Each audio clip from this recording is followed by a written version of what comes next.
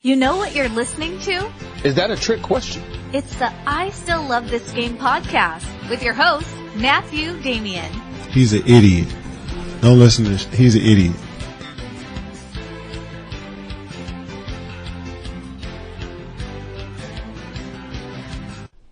Hello and welcome to the I Still Love This Game podcast. You might be asking what's going on here. You know, I didn't do episodes for about 6 months, and there's 3 in 1 week. Well, you know, something sort of happened this week and woke me up a little bit. And before, I have TJ on the line, and we're going to be discussing, obviously, Kobe, as well as some other topics. But before I get into that, I've received a lot of emails for the latest Kobe tribute, I guess you can call it that, episode.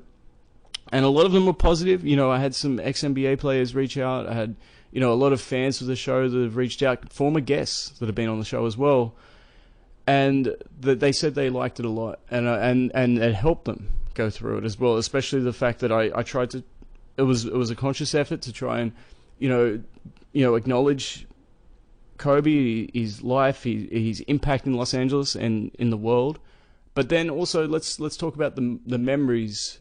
And that was an important thing because I want people to not just get into a loop of sadness and depression, which is normal, but let's also not forget that those memories are still there. Those accomplishments are still there, and we don't always have to look at it in a negative standpoint and viewpoint. And I think moving forward, we have to realize, and I'll touch on this in a second too, but we have to realize as fans that we have to be the strong ones. His family is going to be hurting the most.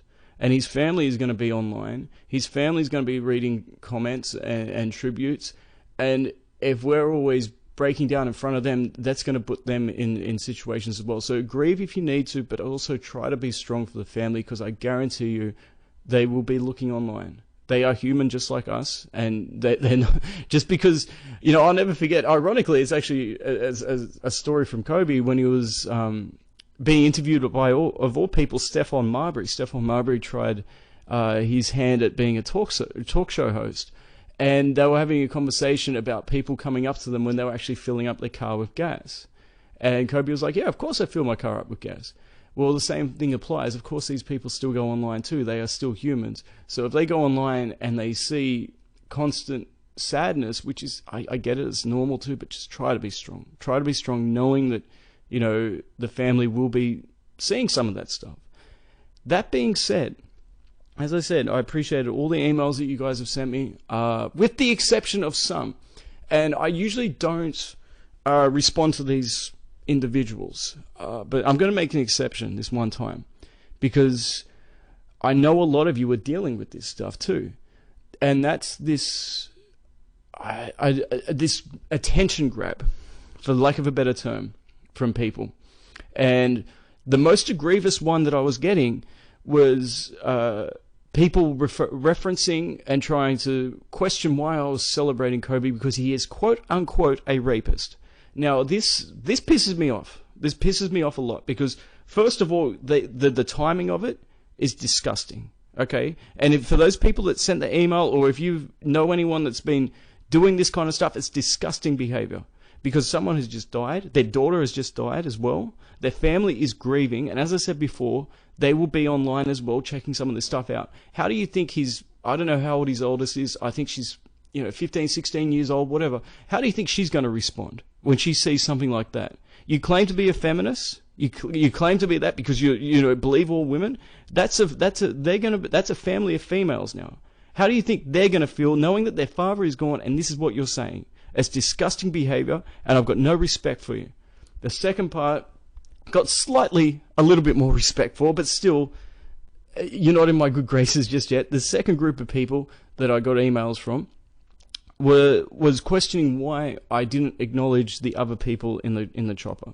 Of course, it's sad that the other people died in the chopper, and I'm not trying to be heartless or anything, but I didn't know them. I had no connection with them. I'm not a politician. I'm not going to get up there and try to speak and act like a politician and start pandering to people that I didn't know. Now, of course, my hearts go out to them. I have compassion for them. You know, I pray for them. But what good would it be me giving an in-depth, long speech about people that I didn't know personally? And I didn't do one for his daughter either because I had no connection to his daughter either, apart from the fact that she was related to Kobe and obviously related to Kobe.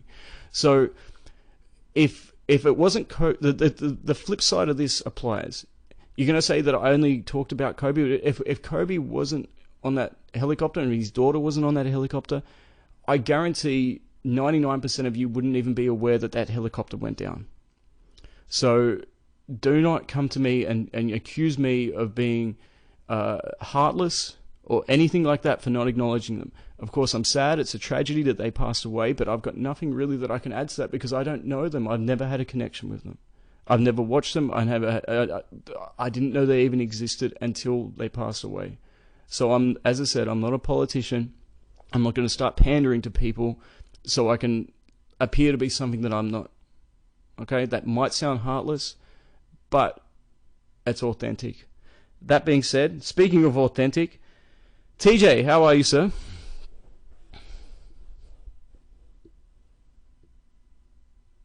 Are you there? Hey, how you doing? I'm here. How you doing? Good. I put you to sleep. This is good. This is a good start. This is a good start.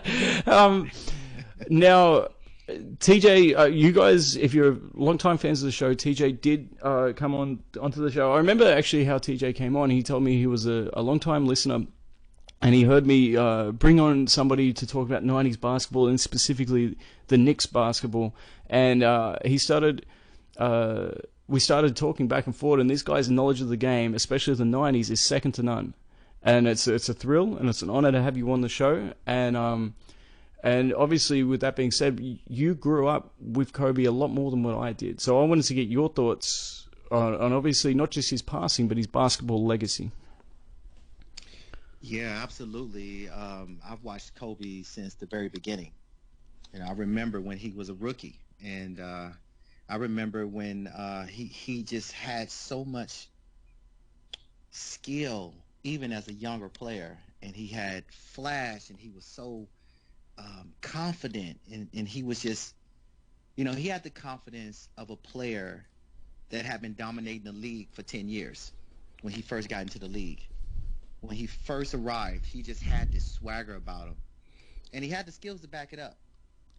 At that time, he didn't know how to put it all together into like sort of a team format, but the skill level was incredible, incredible. And so I remember watching him as a young player going at all the great defenders of the league at that time, just making mincemeat out of them. And I remember thinking, wow, this dude's going to be a great player. My goodness, this dude is so skilled, and he was coming right on the heels of, Jordan sort of, entering that late 90s phase where, Jordan was incredibly skilled. He was the best player in the league. But a lot of the flash that he exhibited in his prime was gone. He sort of shaved a lot of the flash away, and you saw him be a lot more technically proficient. Mm-hmm. And that's a beauty to watch. Don't get me wrong. To watch him within a small space get off a good clean shot it's beauty. But a lot of the flash was gone, and so Kobe comes in and he sort of filled that void. He comes in and he's out on the perimeter, and he's making moves and crossing people over and getting into the hole, dunking. I remember he dunked on the Australian team. He jumped over this 7-footer. The French team. No, it was in Australia. Hey, come on. Yeah, Frederick Weiss. Come on now. He did a lot of things to our country. He set like 3-point records in the Olympics and stuff like that against us. He didn't do that. That is all Frederick Weiss. That is all Frederick Weiss. But that was in the 90s, wasn't it? 2000. That was 2000. Oh wait, no, that was Vince Carter, wasn't it? Still a very young player. That was Vince Carter that did that dunk, wasn't it? Is that the one we're talking about? Yeah, I think that was Vince Carter that did that dunk, actually. But I remember Kobe dunked on somebody, though, and it was vicious. I think you're talking about the Ben Wallace dunk in the preseason. Yeah, was that in Las Vegas? Yes. Yes, that's the one. Sorry about that. Yeah, that's cool. Yeah, it was nasty, man. Kobe had skills. Kobe had skills. Yeah, that play was, and I'm going to ask you in a second if this was the play for you as well. But that's the play when I think the basketball world realized that this is someone very, very special. because not only because you got to add a little bit of context to this. So 97, he's playing point guard essentially off the bench for the Lakers. They had Nick Van Exel, obviously as a starting point guard, who wasn't a bad player, mind you, but right. Kobe at the end of the game, their final game of the season up against Utah, he, threw up some air balls. So I'm sure the basketball world didn't know what they were getting out of Kobe just yet. Is he just a flash in the pan? Is he just this like Isaiah Ryder, super athletic, Harold Miner, super athletic player that didn't really have a whole lot of basketball genius behind him? But that one play, although it was completely athletic, that one play that he actually finished through Ben Wall, I mean, that is one of the most savage facials. And it's in a preseason game, mind you. That is one of the most savage facials you'll ever see in the history of basketball. Is that the play that really told you that he had arrived in the league, or was there a play later on? Okay, so I think, and not to toot my own horn, but I think I caught on a little sooner than a lot of the sort of the NBA fandom during that time. Okay. And so as far as the general public, he probably didn't arrive until they started winning championships. Right. Probably around 2000. I know Shaq was a monster, but Kobe still, you saw something there. You saw something. Right. But at that time, a lot of people were sort of devaluing what he was doing, and they were saying, oh, anybody could have teamed up with Shaq. Anybody could have done this. Anybody could have done that. But I saw something in the late 90s because I had been watching Michael Jordan pretty much his whole career. Right. And I saw a level of competitiveness in Kobe that superseded the air balls. Right. And some of the juvenile, decision making that he was making in his early years. I saw a level of competitiveness that I didn't see in his contemporaries. So I knew he was going to be special. Everyone knew he was skilled. Right. But I knew he would be special because he had that it. He had that swagger. He had that confidence. So I wasn't surprised that he ended up turning into this super great player. I remember I had a conversation with a friend of mine back in the late 90s, and the debate was between Kobe or T-Mac. It might have been the early 2000s, but the debate was, it definitely was in the early 2000s. It was well, who was better, Kobe or T-Mac? And this is back when T-Mac was with the Orlando Magic, and he was balling. He was averaging some crazy amount of points. He Sure. was, very, very impressive. And Kobe was playing with Shaq. He was playing under Phil Jackson. He was playing in the triangle. So Kobe really couldn't ball out quite like T-Mac could. And so my friend said, I think T-Mac is better. And I remember thinking he was crazy. And I wasn't, really that big of a fan of Kobe like that. But I recognized this dude is not only more skilled than T-Mac, but he has heart in a way T-Mac just didn't. He wanted to win in a way T-Mac didn't. Sure. You could see Kobe laying it all out on the court for the W, where T-Mac tried and he scored and he, did the best, but he wasn't torn up after a loss like Kobe was. And you could see that even in the late 90s. Right. That is one of the great questions of all time, I think, in terms of like who's better, who's best out of those two, because it's like maybe you can talk about Magic and Bird, but they were a wash. They were an absolute wash between the two. Magic and Bird, absolutely. I thought you meant T-Mac and Kobe. Oh no, T-Mac and Kobe. There was a big difference between the two of them. Okay. Yeah.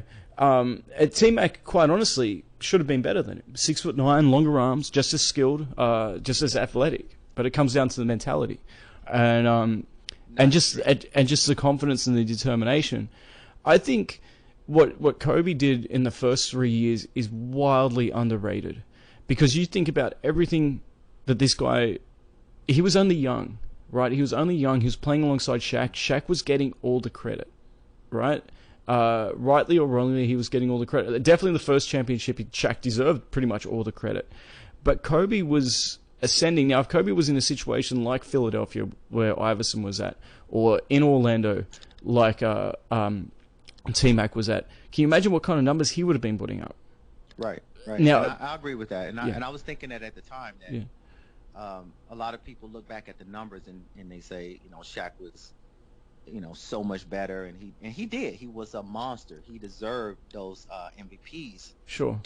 But let's not devalue what Kobe brought to the table. He really was a superstar, even in the early 2000s. He was every bit as good. I think he was better than T-Mac. I think he was better than AI, actually.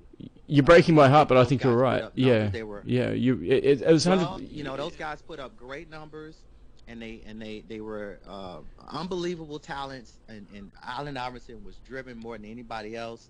But if we lined up an even team. Now, the 2001 Finals was not an even team. The Lakers were much better than the Sixers. But if you gave Allen Iverson the perfect team for him, which actually might have been the 2001 76ers, and you gave Kobe the perfect team for him, and the only difference is between Allen Iverson and Kobe Bryant for the championship, even in the early 2000s, I would choose Kobe Bryant's team. Yeah, you're right. Just because what he did defensively, as well as in terms of their drive, I think Iverson was the only one that actually cared as much as what Kobe did. But Kobe was more skilled. He was also a smarter player. Iverson, this game fit more into a team concept. Yeah, sure. And but Iverson had to be a volume guy. So it would have been interesting to see what Iverson would have done if he had like a Chris Webber or a Kevin Garnett or a big man like that could help him, right? Or a point guard that could actually help him. As opposed he was stuck with Eric Snow. These guys were all great defenders, by the way. Eric Snow and, Theo Ratliff, Dikembe Mutombo, George Lynch, players, Aaron McKee, but those guys never really helped him offensively. Kobe, though, the easier barometer as to who's better is if you're giving me a chance to think we're at the rec center for a second and I get to pick one. And there's two of them there. I love Iverson, but there's no way I'm taking him over Kobe. Right. He's definitely number two. But Kobe was the guy. And getting back to what I was saying, though, in terms of how underrated his performance was in the first three-peat, people forget how limited Shaq was in the fourth quarters. The Hacker Shaq was in play, and that meant that because typically when you get dunks in the half court, there's defenders around you, right? So it's hard to get freed up even at that point. So even if you're a liability shooting foul shots, Shaq's game was really power and dunk and overpowering defenders who were in positions to foul him. It wasn't like a guy working off the screens. It wasn't and he could catch and shoot and get the shot up before there would be an opportunity to foul him. So who was the guy that actually carried them in the fourth quarters? It was almost always Kobe. It was very rare that it was actually anybody else outside of Kobe. So for him to bottle his game up and be the second fiddle until the moment of truth, which would arrive, and it's typically the last 5 minutes of a basketball game, that speaks volume of exactly what kind of talent he actually had. Yeah, I agree. I think Kobe had the talent that required a double team.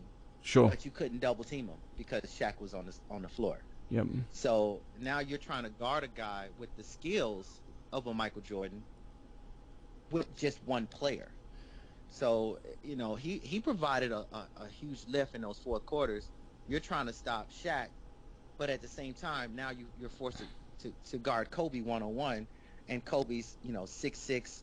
I think he's even a little bit taller than Michael, just a little bit. I saw them standing next to each other. Looked like Kobe had a little bit on him. And this guy is otherworldly skilled. Otherworldly skilled.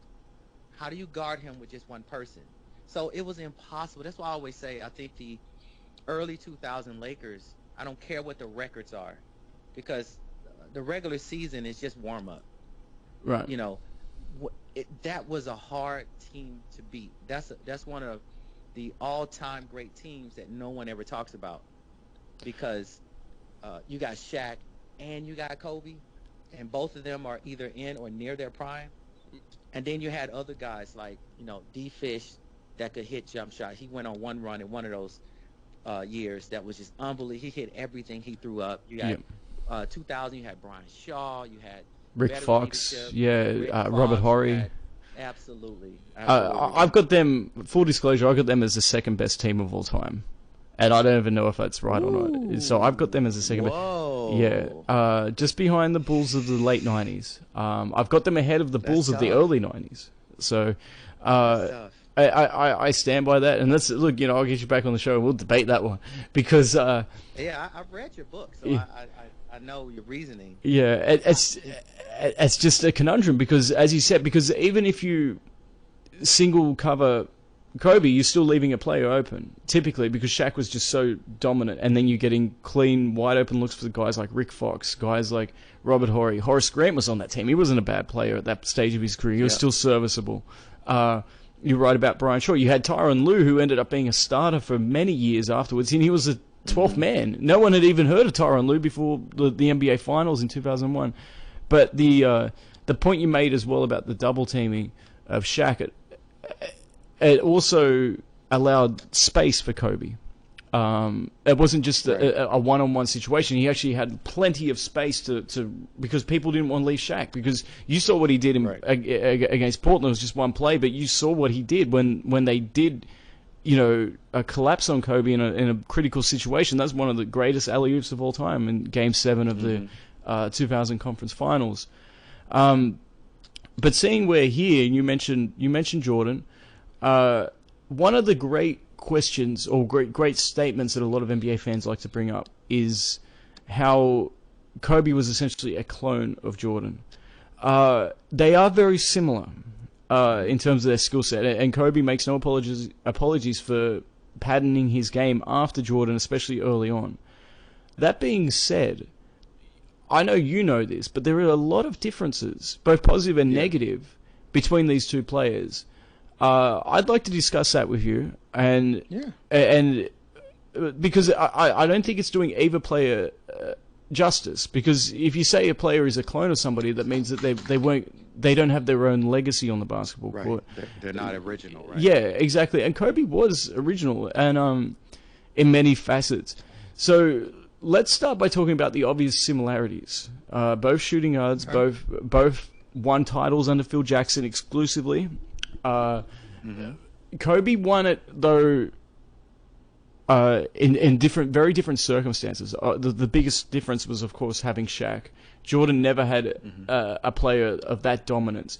But the question that can flip around though is if Jordan had someone like Shaq, would Jordan be a willing number two? I think he would have been a lot more than what Kobe was, and that's why I think the last two titles for Kobe were much more significant than the first three, because he proved that, it takes balls to do something like that, to allow somebody of that dominance, and that makes it that much easier for you to win, to say, you know what, no, I'm never going to get the adulation, I'm never going to get the credit, because Shaq's always going to get it, even in the twilight of their careers. And this also happens, like you look at Magic and Kareem, for example.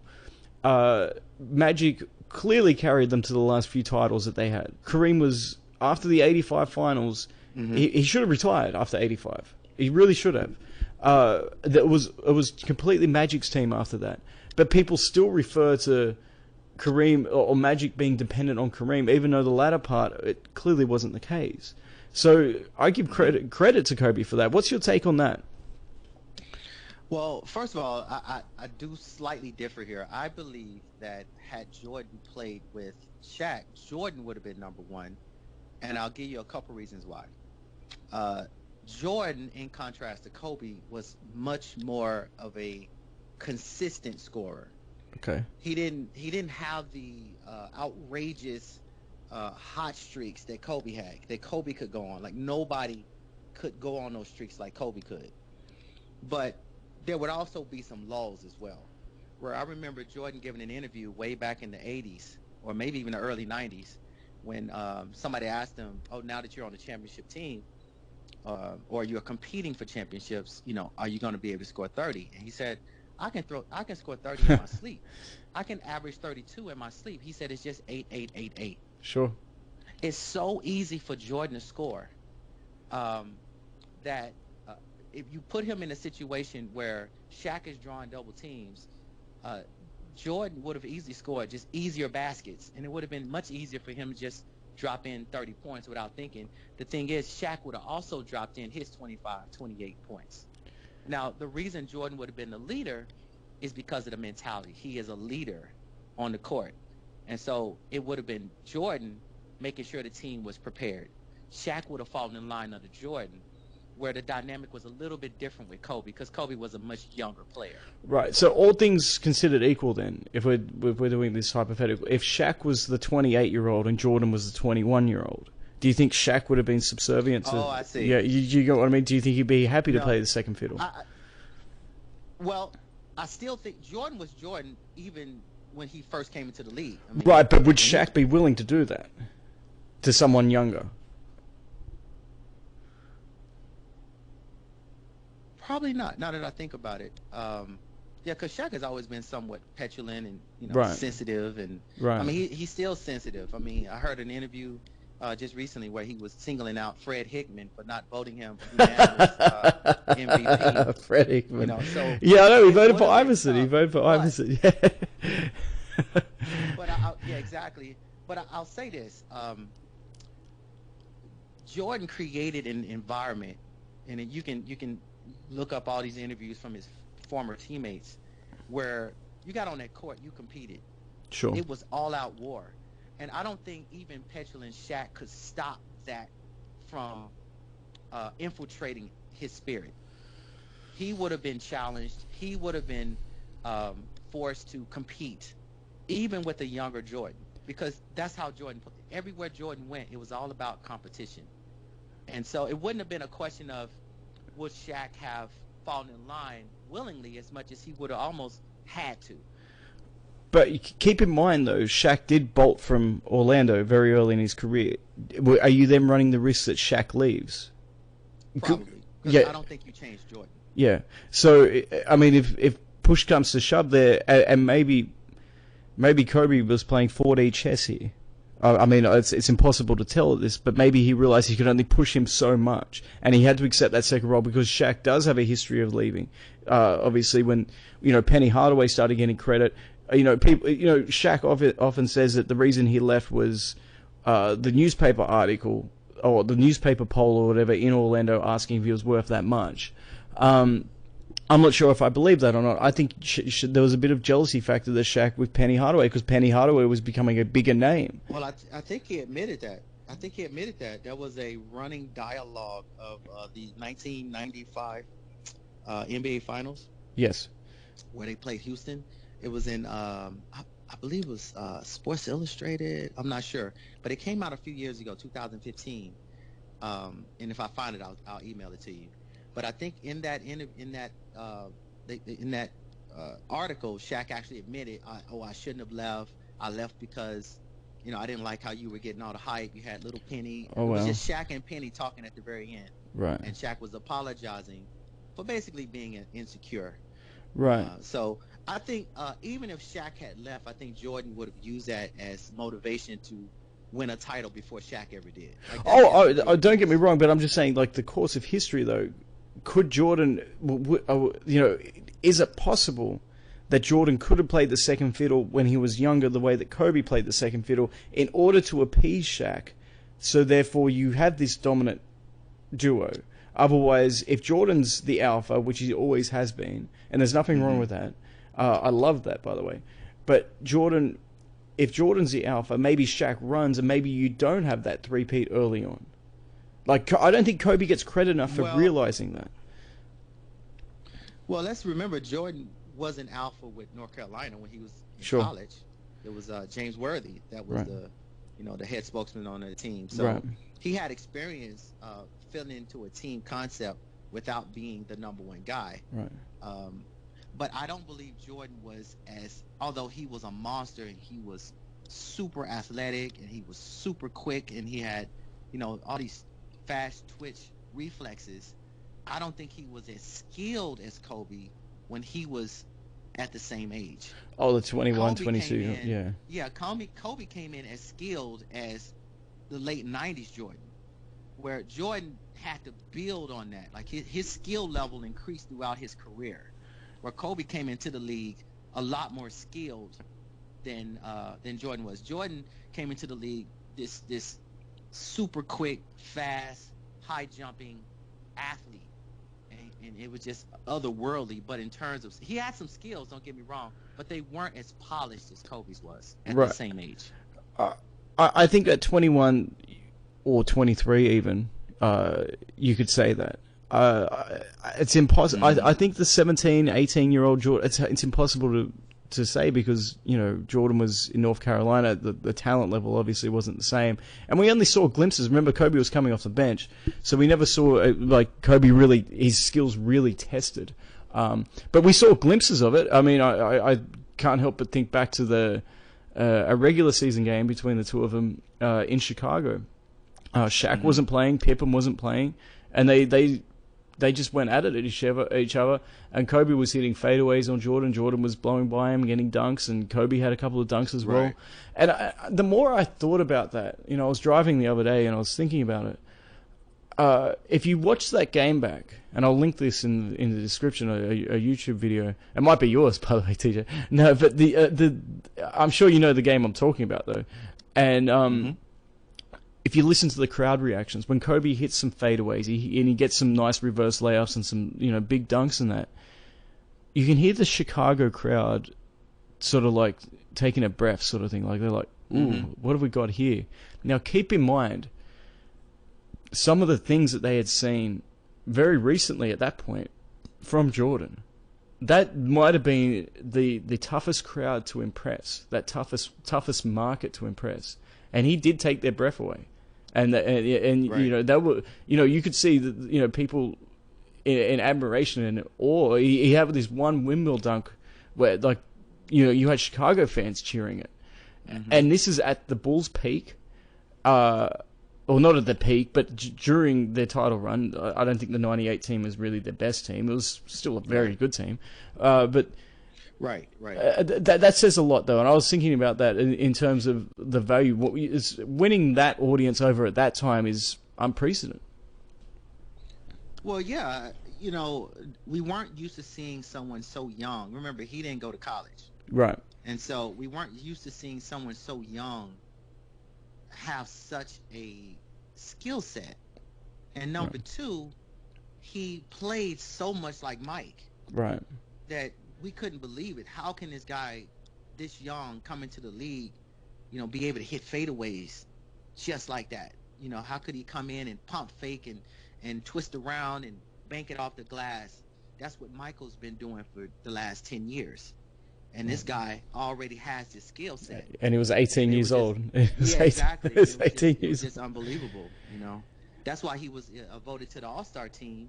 It was mostly because it's just amazement. We just want to see more of this kid. You know, like there were other players that had better numbers. Of course. But everybody was just mesmerized. Who is this kid that, you know, it's sort of like you turn on YouTube and you see these, you know, I saw recently this old video of like I don't know, I think he must have been like 6th grade or something, but he was dancing like Michael Jackson to Thriller or something. And I'm telling you, he looked just like Michael Jackson. I mean, every flick of the wrist, every hip movement, I mean, everything. You could tell he really practiced. He worked at it. I mean, I'm telling you, it was. If you put the two videos side by side, you wouldn't see much of a difference. But this guy was like 6th grade. And it was like a talent show for middle schoolers or something like that. And it was just amazing that he was able to mimic the master like he did, and that's similar to what we saw with Kobe when he first came into the league, and really it carried all the way through his career, really. Right. When do you think he stopped mimicking Jordan? Because there was, like, obviously when he was developing, you could see the similarities, even in just the body language. He was. It's clear that he had studied Jordan quite a lot, and there's nothing wrong with that. I mean, you know, if you're young, you're basically serving an apprenticeship right, at that age. Right. You of course, you look at who the top guy is, and you try to emulate that. When do you think you really started to become a different player and really start to etch out his own? Do you think it was around probably 2001?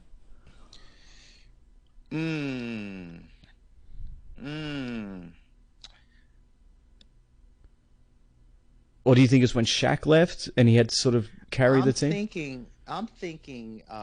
Now I might be off, but I'm thinking there was a fundamental shift in Kobe when the Colorado thing happened. Okay. I think that's when he came out with the Black Mamba nickname. He got a tattoo, yeah. He got that tattoo, and yeah. He became the most hated player in the league, and I think he used that as motivation. I think he used that as I think he even changed his number around that time too. It was a couple of years after. It was a couple of years after. Yeah. Okay.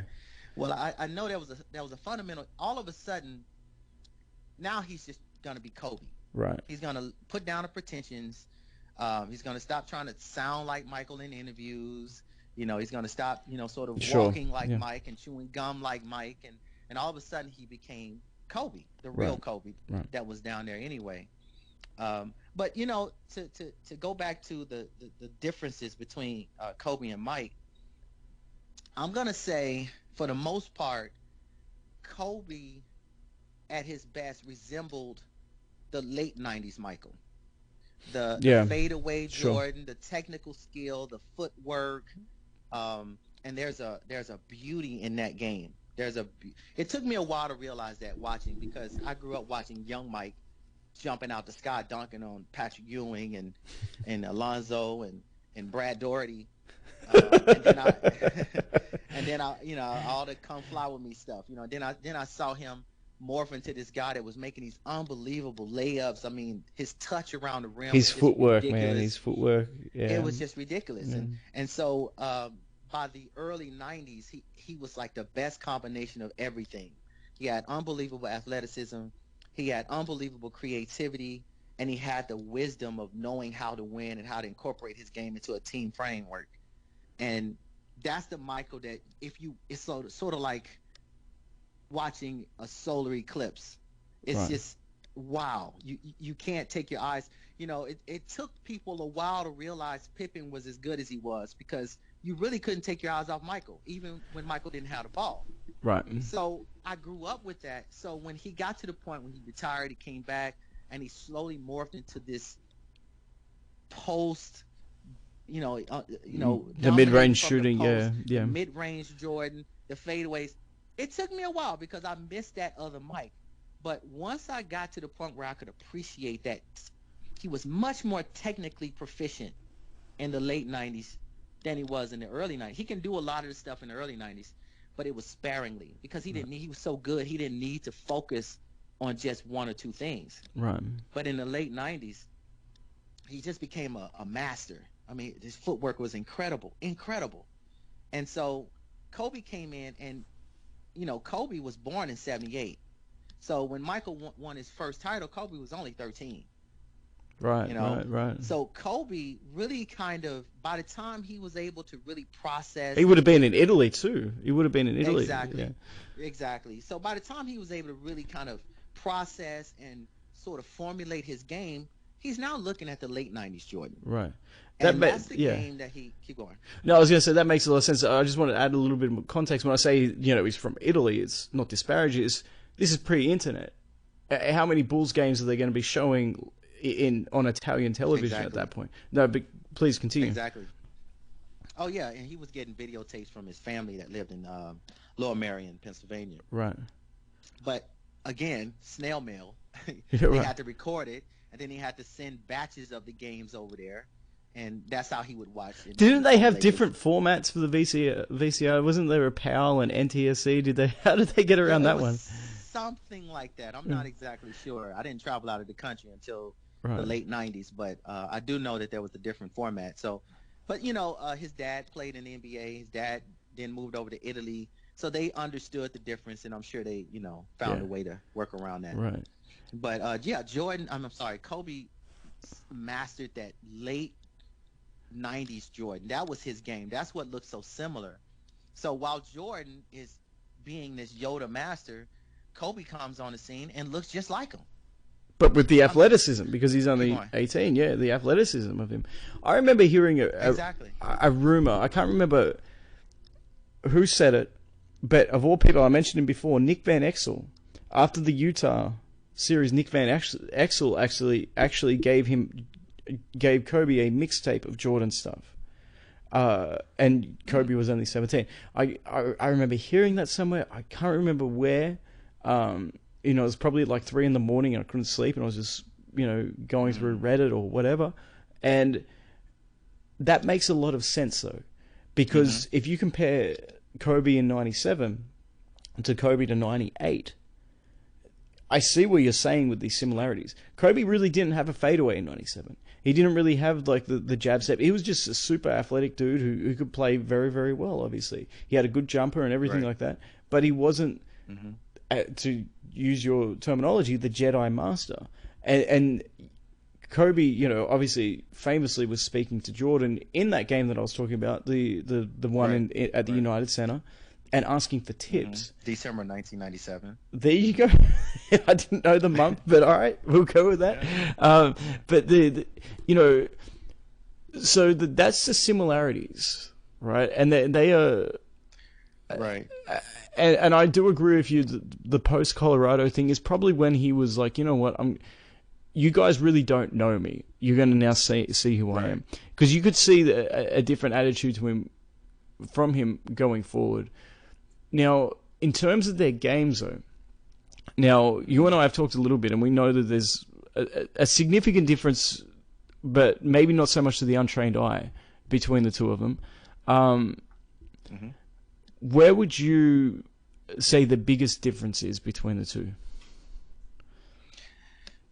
Oh boy, the biggest difference. Are we talking in terms of their physical games or the mentality? We'll start with physical. Okay. I would say that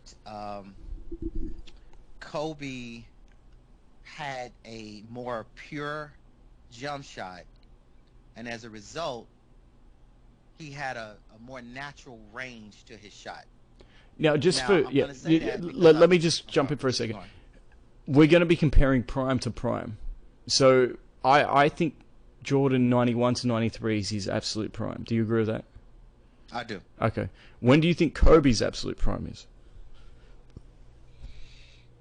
Because this is much more debatable than Jordan's. Right. I would say 05, 06, 06, 07, something like that. I would go a little bit later, but for argument's sake, let's go with that. I would say the second string of titles, but I do get what you're saying. Like, from a skill standpoint, yes, we'll go with that. But in terms of the complete package, so yeah, okay, so we're on the same page. So if you're listening out there and you're thinking what we're talking about in terms of skills, because obviously Jordan did become a very good shooter, but we're referring to Jordan's absolute peak as a physical basketball player, 91 to 93. Well,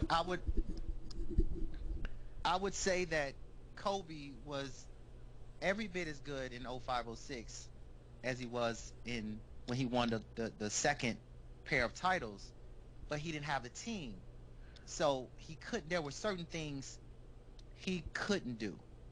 So, for instance, he had to go all out. He had to score a lot of points. Right. And so he's not going to display the full range of his game in the same way as when he has teammates that can pick up the slack a little bit.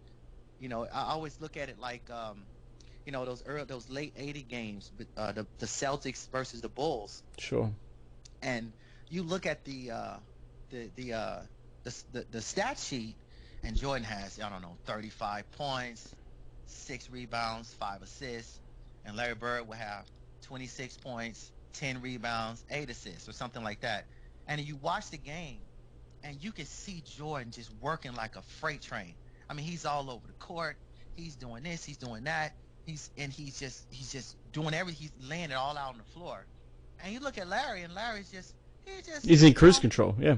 He's in cruise control because he had the better team. Right. And so he didn't have to go all out. He could take his time, pick his spots. He sees an open shot, he just takes it. And by the end of the night, he matched Jordan in the stat sheet. but his game was so much different.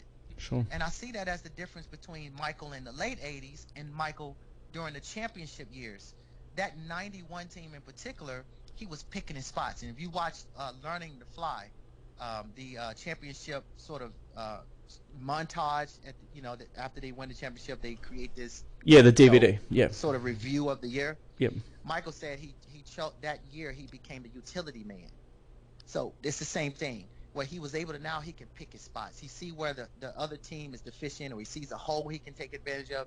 That's what he'll do instead of every single play going all out. So I think that's the difference between Kobe in 05-06 when Shaq was gone and Phil Jackson was gone and the team had pretty much broken up, as opposed to Kobe in 08-09 and 09-10. He had more weapons, so he could sort of pick his spots, and you saw a little bit more well-roundedness in his game. It's interesting that you said that, because I'm thinking back with Kobe's career, and it's like Kobe was the utility man in his first three-peat. They need a big. Remember, he was an excellent defender during that time. All defensive first team a couple of times. Had some big blocks, especially in the 2000 playoffs. I think he blocked Sabonis at the front of the rim. I think it was for Game 4. Wonderful plays on the defensive end. He came up with big rebounds, all that stuff. So whatever the team needed, he was providing throughout that first three-peat. But he wasn't, as you said, this bull who was just getting this workhorse that was getting everything, like just doing everything on the court. He was picking, choosing spots. Then, of course, Shaq gets traded. The team gets rebuilt. You got Kwame Brown, you got Chris Mim, you got Smoosh Parker. You got not very good talent. For an NBA level, right? And he has to carry them.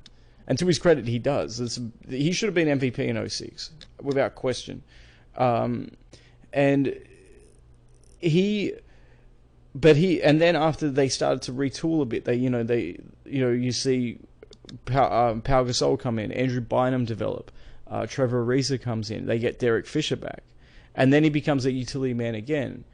So I would prefer Kobe with the mindset of being the utility man, but although what you're saying is right too, at his physical peak, 05, 06, 07 is probably almost without dispute in terms of what he was able to do on the court.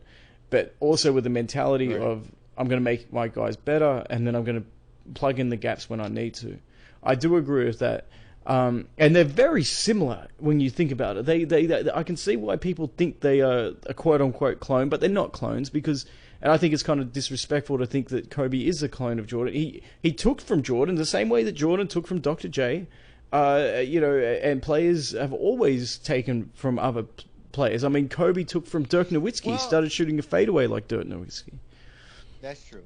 I do think that there was a little bit more Jordan and Kobe than there was in Dr. J to MJ. Sure, I get you. He takes some things, but Jordan came in with a totally different type of game than we had ever seen. Even though, he got a lot of the, the dunking and the sort of a lot of the creativity you could see he got from past players, but the way he packaged everything together was just so different as a shooting guard than any other player. Where Kobe came in, you could literally tell he was watching those Learning to Fly and Come Fly With Me, and and that's okay.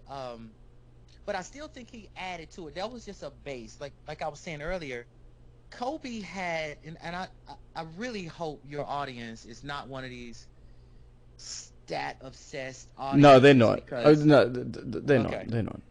Because if they are, I'm shutting this thing down, man. I've failed. Because then they'll come in and say, failed. They'll say, well, Jordan and Kobe has the same 3-point shooting percentage, so they're the same. But no, when you watch the game, the numbers can hide a lot. When you watch their game, Kobe was much more fluid from a longer range. Doesn't mean Jordan couldn't hit shots. It just means that Kobe could shoot shots in motion. Kobe could shoot shots from different angles. Kobe could shoot shots from, I think, longer range with comfort. Yeah. More than Jordan could. Jordan did it, but that wasn't really the focus of his game. Jordan actually was a lot better than most people give him credit for, especially in clutch moments. Right. But if we're just talking about their natural games, Kobe could just kind of dribble and pull up from behind a 3-point shot, and it'd be a much more natural, comfortable shot for him than if Jordan did it. No, I agree with that. Yeah, I agree with that.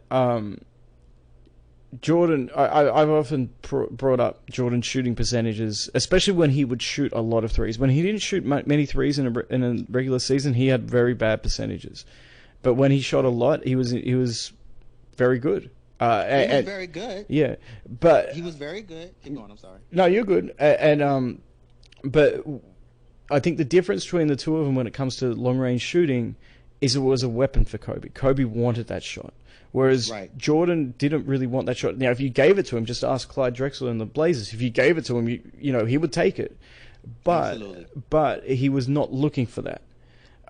So that's the difference in mentality. Now, if you're gonna, and this might sound outrageous, and I promise you this is not emotion talking, but if a game on the line, I need somebody to take a 3-pointer to make it, I'm taking Kobe over Jordan in that situation for a three situation.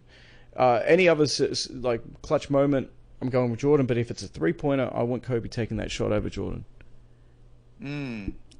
I wouldn't.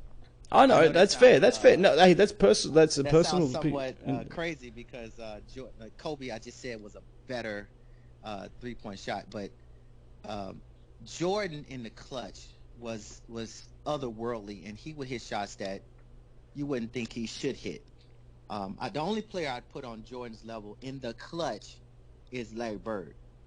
And so people forget about him. Yeah, people forget about how good Larry Bird was. But hey, Kobe was ridiculous in the clutch. I'm thinking back to Detroit, even though they lost that series in 5. The reason they lost in 5 as opposed to 4 was a 3 that Kobe hit that was unbelievable. Think back to the Portland, the game against Portland was the end of the regular season, and Kobe hits 2 of the most insane threes. One was a pivot shot over Ruben Patterson, and the other one he breaks a double team and. Like, he was insane from 3. That game, I remember. I think that game clinched the Pacific title. It did. Yeah. And also, the after effect of that is it actually opened up Derek Fisher for the .4. Because in that situation against the Spurs, of course, Tim Duncan made a shot all over with Shaq all over him to put them up by 1. And then they're like, oh, there's .4 left. We're going to double Kobe to make sure he doesn't do what he did against Portland to us. And and now Derek Fisher still had Ginobili on him, but there was no one guarding the inbounds. And that made it a much easier pass. I think it was Payton that threw it to Fisher, and Fisher was able to catch it in motion and put it up. It's still a hell of a shot. But I think that shot, those shots that he hit against Portland actually allowed a much more precise catch and shoot situation for Derek Fisher. It's funny how the game works like that. It really is. Yeah, that's how it works. That's how you build a strong team. That's how you enable your teammates to come up big in the clutch. Is you draw attention from them, and they end up taking and making big shots. Right. So, in terms of so we're talking about the physical nature. I think the body control is a wash. I think they're both as good as each other. Jordan may be a little bit better because he had bigger hands, maybe a little bit stronger. I've heard Phil Jackson and other ex-players. I mean, they're the only ones, though. I wasn't privy to see how much they were deadlifting and bench pressing. Jordan looked like he was a little bit stronger too, a little bit more cut. But, I mean, once again, you never know. Right. But I'm willing to say that that's a wash. The footwork... Jordan was more like a lion, and Kobe was like a cheetah. The way they were built. Yeah, sure. Kobe was longer and lankier, and Jordan was a little bit shorter, but a lot more, muscular. I think defensively, I think Kobe was a better shot blocker, especially at the front of the rim. I think Jordan was much better at playing the passing lanes. Look, Kobe was like a big man. Kobe was like a big man protecting that rim, especially once Shaq had gone. He was, he was maybe one of the more feared shot blockers or rim protectors for a period of time in the NBA, and that's something that Jordan can't really say. Really? Oh my goodness, yeah. Well, Jordan had a couple seasons of 200 steals and 100 blocks. Right, but a lot of those blocks, like I'm assuming, I haven't gone back and referenced it, but I think Kobe was better around the rim and getting those blocks, whereas Jordan was more of a predator around the perimeter. Like he was getting those blocks on guards, things of that nature. But Kobe was the best shot blocker, non-big man shot blocker or rim protector, excuse me, in NBA history, in my opinion. And that includes guys like Scottie Pippen. Kirilenko was great as well. But I would take Kobe over all of them because Kobe had an incredible ability of blocking with both hands regardless of what foot he jumped off. And if you look at some of his defensive montages when he's going up there and he's hanging, and basketball players aren't dumb. They're attacking the hand, so they know, they can see, it's probably subconsciously, they can see which foot you've jumped off. So if you've jumped off the left foot, typically because you're extending your body, you're going to be at your peak with your right hand. Kobe was a lot of the time jumping off his left foot and blocking with his left hand. It's remarkable body control what he was able to do around the rim. Shooting the ball, I agree with you with that. Ball handling, absolute wash. I think passing, I think Jordan was a more willing and a more gifted passer. I think he was cut. People don't know this. I think you know this. But a lot of people don't realize what a talented passer Jordan actually was. He's up there, probably in the tier below in NBA history, just below the John Stockton, Magic Johnson, Larry Birds, in terms of all-time great passers. And you go to the next tier, you would have someone like Jordan, because Jordan's vision was not that far behind them. Kobe was, and this goes back into a little bit more of the mentality component, which will be a great discussion in a couple of minutes. But in terms of the skills, I think Jordan was a more talented passer.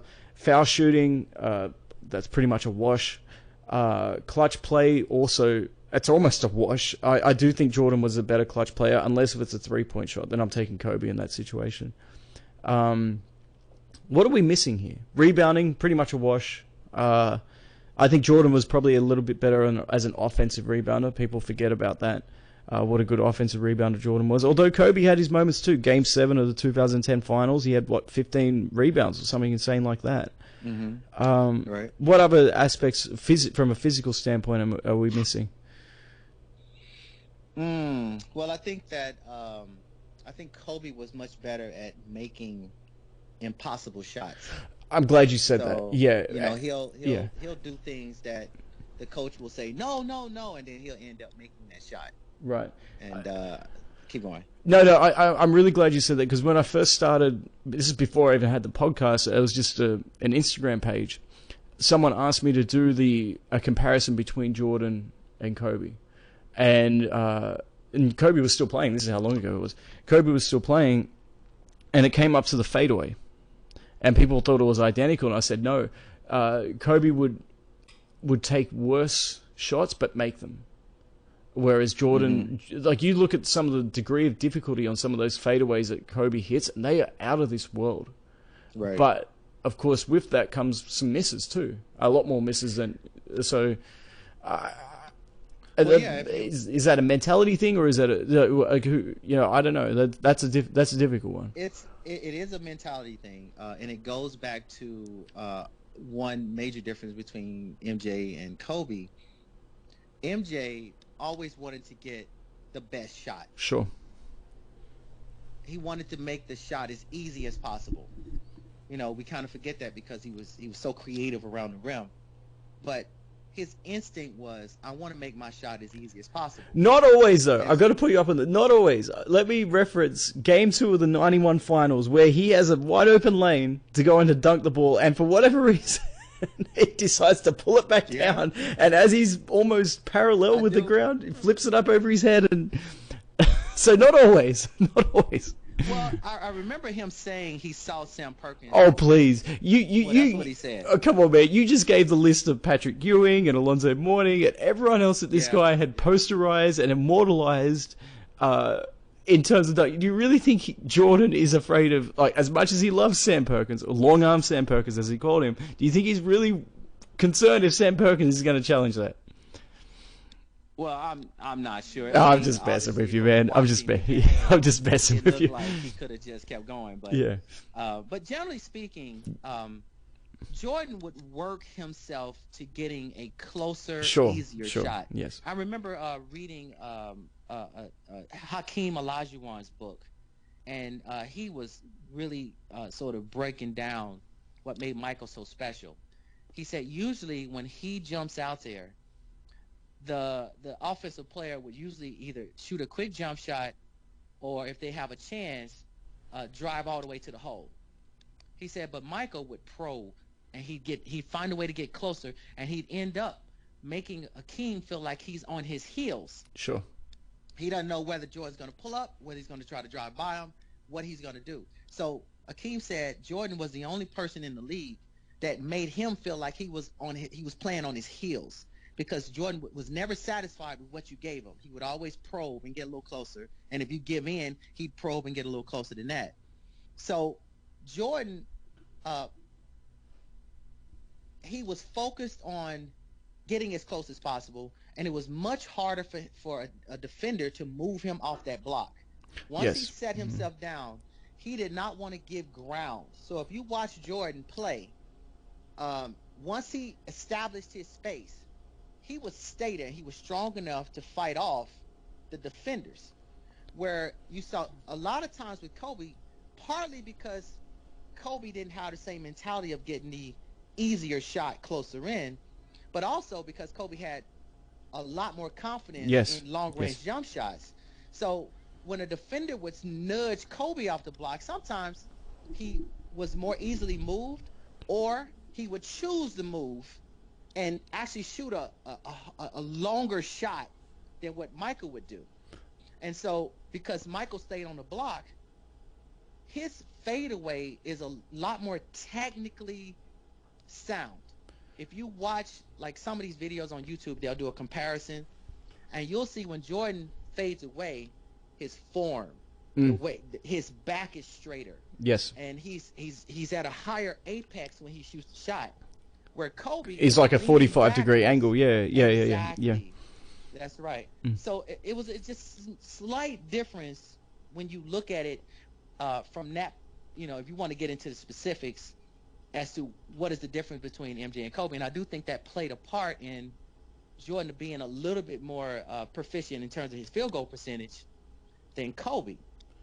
Right. Even though Kobe could. Man, you could light Kobe up, and Kobe would go on a run that even Michael couldn't really match. It was just unbelievable, the shots he would shoot and make when he was hot. It was just unbelievable. It would have been something special to watch these two going at each other in their primes. In their prime, right? In their primes, because we saw what Jordan did to Drexler. Maybe the most savage beatdown you've ever seen for the best and second best player in the league. We also saw what Kobe did with 81 points to 62 points. The barrages, he averaged, 35, 36 that season, which some people might think, oh, that's not that impressive because James Harden's doing. No, that's a lot less possessions. And those two, Jordan and Kobe, outside of Wilt Chamberlain, they're the only two that have averaged over 35 for a season. And that's a very different, and that's from a guard position. Jordan, towards the end of his career, and this is, something that Kobe can take pride in too, is because Kobe was actually playing forward in his last season because they had D'Angelo Russell, they had Clarkson as well as their starting backcourt. So they essentially had 2 point guards and Kobe playing the three position. But Jordan doesn't get enough credit for this because he really did play center when on those Bulls teams on offense. He was, when you look at like what a typical center, especially in the triangle, Jordan was the primary post presence in that situation, and people were cutting off him, and he was facing up, and he was starting from like 11, 12 feet from the basket, and then making his moves. I do get what you're saying. There is a difference there, but at the same time, basketball's a very much a psychological and confidence sport, and there is something to be said for Kobe hitting back-breaking shots in the first half of a basketball game. Like some of those shots, you'd be like scratching your head. And I think back to one game, and this is why I think if that matchup ever happened between LeBron and Kobe in 2009, it would have been a bloodbath similar to what we saw with Oh, absolutely. And I think Oh, back, absolutely. The yeah. Lakers are a much better team. Well, not even that, right? Even though that, I mean, in terms of the individual matchup between the two of them, because there was one play that sticks out in my mind. It was in Cleveland. The Lakers had just gone to Boston and hit and beaten the Celtics after they lost to them in the NBA Finals, obviously. And Kobe hit one of the most ridiculous shots on Ray Allen I've ever seen. Ray Allen played it as perfectly as he could. Ray Allen actually slapped at the ball, got a good piece of the ball. Kobe had the strength to go through that. And Ray Allen also contested it with, it wasn't a great shot block contest, but on top of the fact that he had a good piece of it as well, Kobe still made the shot. Incredible. Now, the very next game is in Cleveland. And the Cavs are actually the top seed in the East at that point, despite the hot start from the Celtics and everything like that. They are now the team that everyone's sort of lining up. It's no longer people aren't talking about the rematch between the Lakers and Celtics. People are talking about Kobe versus LeBron in the finals now. Kobe walks in there, and there's about 4 or 5 minutes left to go, and Kobe hits one of the most insane rainbow fadeaways over LeBron. I remember that, yeah. Yeah, it is incredible. It is maybe one of my favorite shots I've ever seen because it's just a little head and shoulder fake over his left shoulder, spins back over to his right. LeBron is all over him, and he shoots a shot that I'm maybe 25 feet in the air, and I'm not. Maybe there's a little bit of exaggeration, maybe 20 feet in the air, and it drops through, and it gives. And the Lakers are up by about 4 or 5 points, but it broke the heart of the Cavs. I think they felt with that shot, that's like, you know what, LeBron is our best player, and some people felt he was the best in the world. He wasn't at that stage. Some people thought he was the best in the world. Kobe just showed him who the best in the world was, and they lost their confidence. And I think little things like that, people talk about what happened with Orlando beating Cleveland. You don't know what, even though it's a regular season game, you don't know what kind of damage those shots actually may have done to the Cavs' psyche in terms of their confidence. And maybe, if Kobe didn't make that shot, or if LeBron blocked him or something like that, who knows? Maybe their confidence, when the going gets tough a little bit against Dwight Howard and the Orlando Magic, maybe they would have advanced to the finals. So there's something to be said for the psychological damage that Kobe was inflicting on his opposition with those, for lack of a better term, that's bullshit shots, because like that is absolute BS. Like some of the stuff that he was actually able to do. You know what? I have an internal question within me as regards to LeBron and Kobe, and I know a lot of people have basically determined LeBron is the better player. No, he's not. No, he's not. No, well, and I'm not saying that with emotion. I've said this for years. There is. Well, that's what we're hearing. I'm just saying that's the conventional wisdom at this point. And I know that in terms of head-to-head, LeBron leads Kobe head-to-head by quite a bit. But the one characteristic that matters more to me than anything, and when I evaluate players, is competitiveness. Okay. Competitive spirit. Because I think that's the major difference a lot of times between winning and losing is, who's going to step up and make it happen. Sure. And it's not always the most talented player, and it's not always the most gifted player. It's the player that's willing to lay everything on the line and get that W, because they're not walking home a loser that night. Sure. So, and growing up watching Michael and Larry Bird and Isaiah Thomas, I grew up watching killers. I grew up watching the golden era, man. The golden era. Yeah, I grew up watching guys that, you literally have to cut their throats to get a W and get out of their building. Well, not literally, but I get what you're saying. Not literally. I mean, you didn't have to. Yeah. You didn't have to shank someone to win, but it was getting close to that. It was getting close to that, though. It was getting close. I mean, I'm just saying, you could tell that was a feeling. That was a clear level of intensity. Yes. You would have to get outside your comfort zone to get the victory. Yeah, so I'm just saying, I grew up watching, especially Jordan, watching the most hyper-competitive player ever. So that's what matters to me. Now, so I value that more so than who has the most stats and who hit the most jump shots and whatever the head-to-head is during the regular season. So I'm going to pose the same question I posed to you about Allen Iverson earlier. If you have the perfect team that fits around LeBron, the perfect LeBron team, and you have the perfect Kobe team, to the point where the only difference between the two teams is LeBron and Kobe, and they're going at it for 7 games.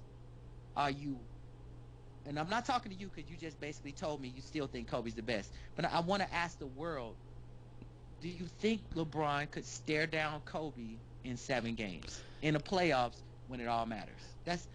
I don't know that question. But I don't think it's a slam dunk is what I'm trying to say. Well, here's the difference. Okay, I'll answer it. I know you know what I'm going to say here. But first of all, if you want to talk about mentality, how many times did Kobe leave the Lakers? Yeah, 0. Yeah. How many to be fair, he did.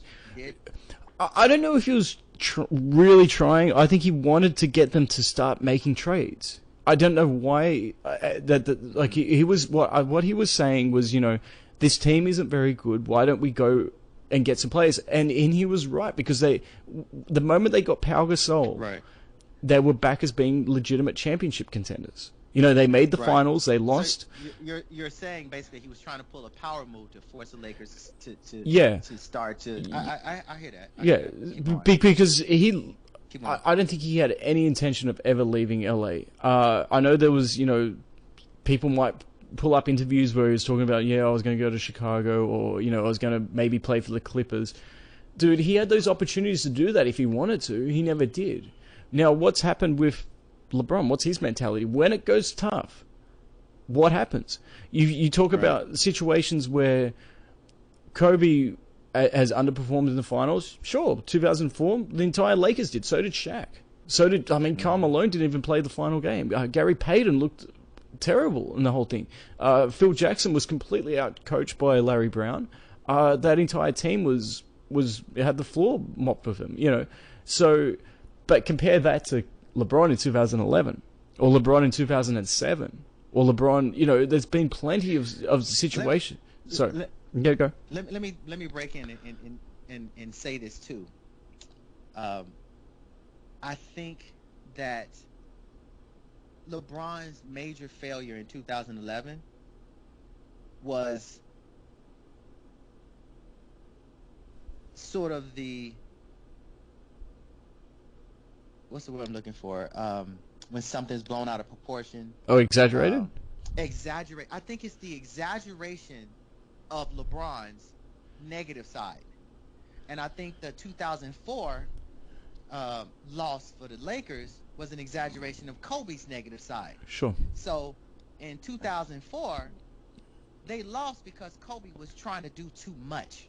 He was gunning for the finals MVP. He was shooting shots that he shouldn't have been shooting.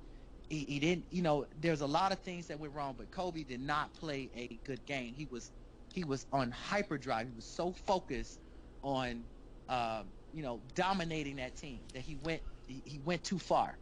He did too much. Conversely, I think LeBron in 2011 didn't do enough. He shrank back. And really, when you look at LeBron, there's a pattern that when things kind of get tough, and I know he won 2016, I get that, but I'm just saying there is a pattern where LeBron would pull back and he'd allow his teammates to sort of take the tough shot, or he would, sort of find ways to, like he didn't guard Kevin Durant for instance. Yeah. He would find a way to switch so he'd get on somebody else and let his teammate take on. Yeah, Richard Jefferson at the age of 40. Exactly. That's a real smart move. It's like right. So I'm just saying, I think at the core, a lot of times you don't really know a person until you see them at their worst, right? Yeah. And I think 2011 is LeBron at his worst, but it still shows you who LeBron is in his heart. There's this tendency to sort of pull back. Right. Where Kobe, 2004, there's this tendency to do too much. Right. Right. So you put those two together, and they're in the NBA Finals, and understand everything's on the line. both of them know the legacy is on the line. My legacy is on the line. If he wins, he will be regarded as the better player. Sure. So they're both coming into it with everything at stake. I'm not sure Kobe loses that. I'm not sure. I'm convinced he doesn't lose it because there's a couple of reasons for this. Now, as convinced as you possibly can be, because anything can happen, right? Right. But when it comes down to it, and this was not a shot at LeBron when I said this a second ago. When I said, well, how many times has LeBron left as opposed to Kobe? Because when the going gets tough, who's going to stand in there and take those punches? When the going was getting tough for the Lakers. Now, let's put some context here. The team was still built essentially around Shaq on offense. It was still Shaq's team. Ben Wallace had taken Shaq out by himself. Ben Wallace was guarding him one-on-one, and he had the strength to make Shaq work for everything, and Shaq was getting worn down. So where's the offense going to come from? Karl Maloney's injured. You had Medvedenko starting Game 5, for example. You had, I think Rick Fox was still starting for them. And you had Gary Payton starting, who wasn't doing anything. He was, Chauncey Billups was the finals MVP with Gary Payton guarding him. So that shows where his head was at. Kobe had to go down swinging. And I'd much prefer it than that. Because I also think the 04 team, Pistons team, was much better defensively than what the 2011 Mavericks team was defensively.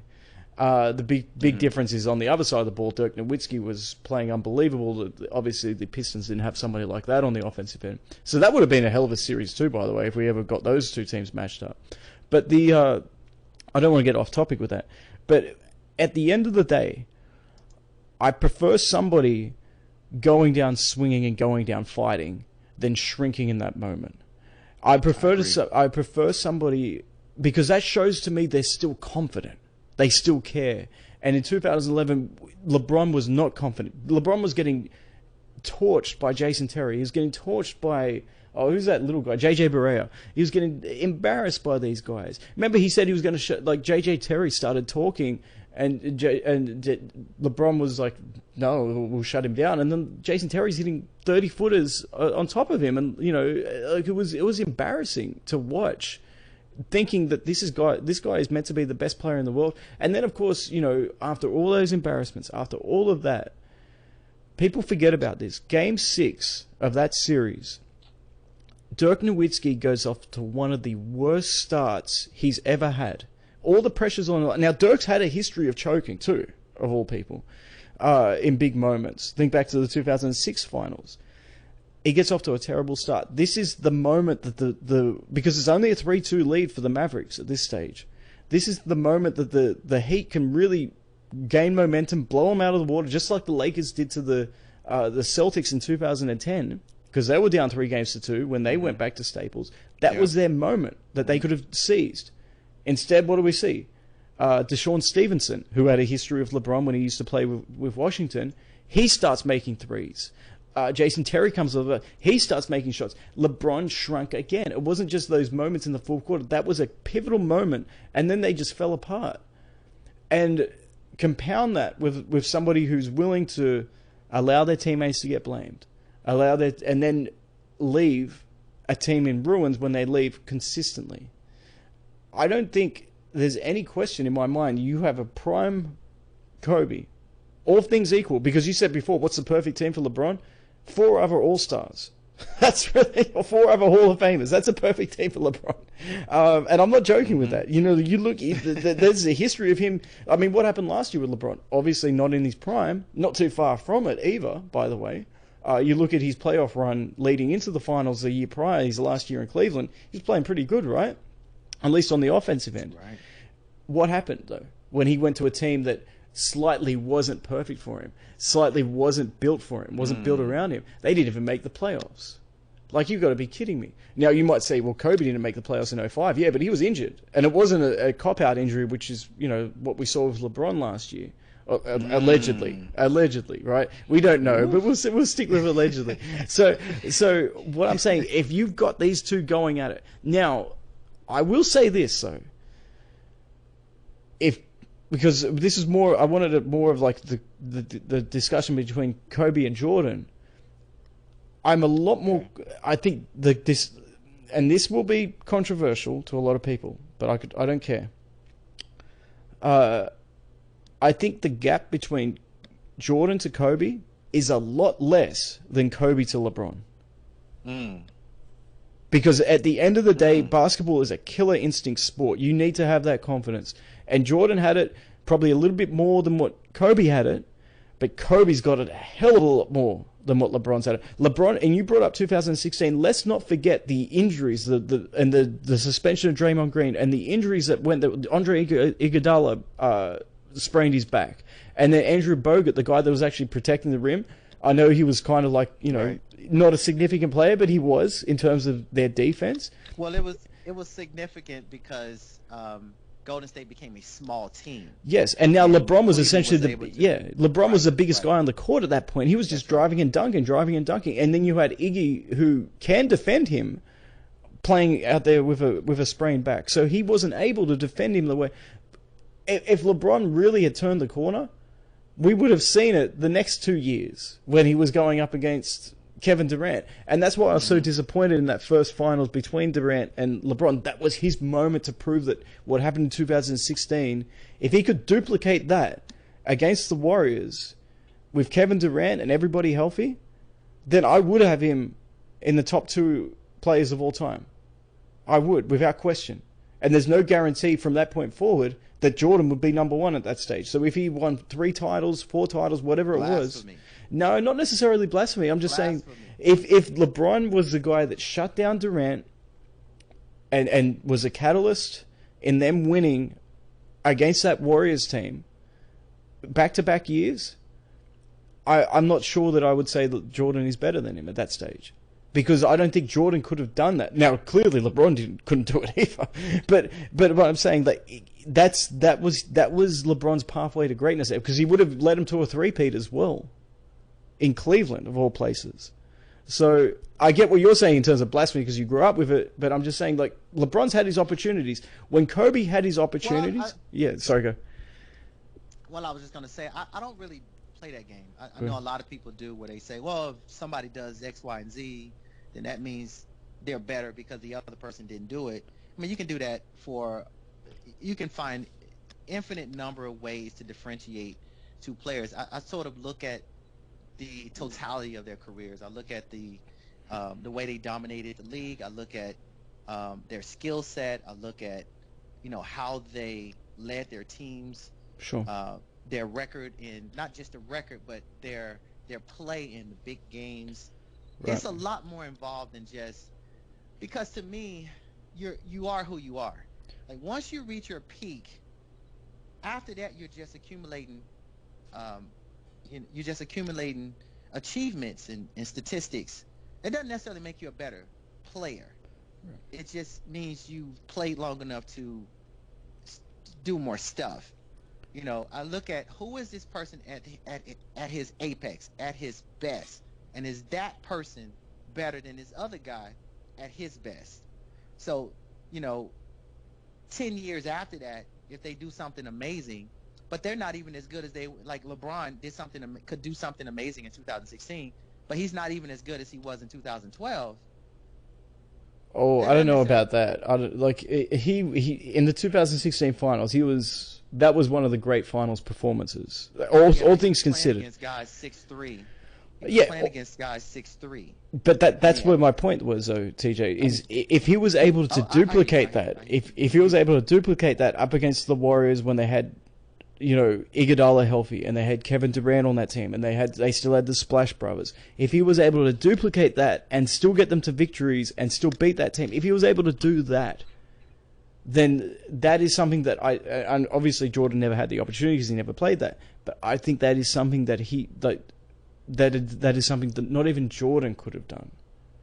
But we would never know. We would never know. Yeah, it's a discussion point. Right? Yeah. I see what you're saying. Yeah, but it's not even a discussion really because LeBron sure as shit didn't do it. So he's not even getting that. This is like the hypothetical, I get what you're saying, the annoying hypotheticals, but I'm just saying leading into that moment, and that's why I was so disappointed because Durant pretty much served his head on a spike, sort of thing. Like it was embarrassing to watch this stuff, and it was even more embarrassing going back to your point too, in terms of confidence. It was even more embarrassing, especially that Game 3 in Cleveland, coming down the stretch, Game 3, because that's a totally different series if they win that Game 3, because Kyrie Irving exploded for like 40 points in Game 4, and they ended up winning convincingly. There's day and night between 2-2 and 3-1 heading into Game 5. Right. But Game 3, coming down the stretch, they had, an 8-9 point lead with 2 minutes to go, and Kevin Durant and LeBron was just letting Steph Curry make him switch. Steph Curry was screening for Kevin Durant, and LeBron, one of the strongest players we've ever seen, one of the biggest players, just accepting the screen and letting Tristan Thompson or letting J.R. Smith or letting, all these other players that shouldn't be guarding him, Kevin Love, in these situations where they had no chance. And then, of course, the final dagger is when he just walked into a three, and LeBron standing behind the freaking three-point line. He's defending Kevin Durant, one of the greatest shooters, one of the greatest scorers of all time. Critical situation. Kevin Durant walks right into essentially an uncontested three, because Kevin Durant is 7 feet. You got to be right on top of him. You can put a hand in his face, but it doesn't matter to him because he is so long, and he elevates. When he elevates for a jumper, his hands are above the rim. It's almost like he's dunking the ball when he's shooting a jump shot. That's how high he gets with the length. And basically the very next year. Oh, it's even worse. Switched off. It's even worse. Right. It's even worse. We thought we had seen the worst. Yeah. So that's what I mean by competitive spirit. Keep going. Yeah, but so I don't want this ending into a LeBron roasting, which most of my podcast. Let's be honest, most of my podcasts end in that, which is fine. But I do want to say though that and repeat what I said. That and this is where I think a lot of fans don't realize is Kobe is much closer to Jordan than LeBron ever will be. And I'm not even talking because they're quote unquote clones. I don't think they're clones at all. I think they're geniuses on the court. You could put Kobe and Jordan on the same team. Can you imagine the damage they would have done? My goodness. Because they're so good and their games are so complete. They would have just torn up. Can you imagine these guys defensively? You thought Scottie Pippen was a great defender. Like, obviously he was. But can you imagine with the same confidence level that Kobe is doing on the offensive end to the opposing team as well? They would have... Oh, my goodness. Now, if you put LeBron and Jordan on the same team, I don't think they're that effective. Because LeBron needs the ball in his hands. He needs outside shooters. You're not going to get the most out of Jordan in that situation.